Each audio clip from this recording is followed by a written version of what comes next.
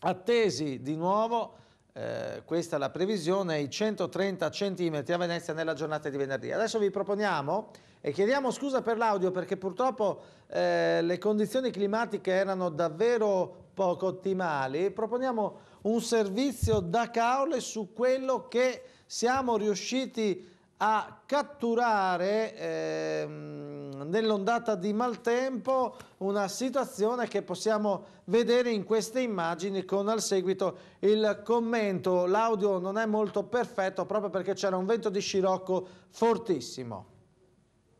Allora, ci troviamo a Caorle, sta piovendo, magari non è incessante proprio la forza del vento Adriatico.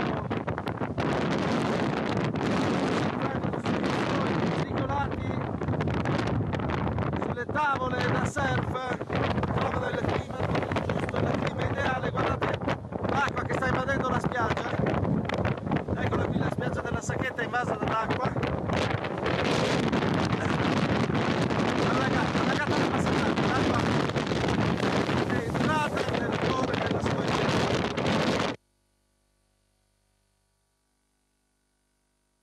anche a parlare per la forza del vento che in qualche modo copriva il microfono. Comunque qualcosa si è sentito, ci attrezzeremo le prossime volte. Avete visto che l'acqua ha invaso la Sacchetta, ma mareggiate si sono presentate, come ha detto il nostro collega Alessio Conforti nella prima parte del telegiornale, anche a Bibbione e Lignano.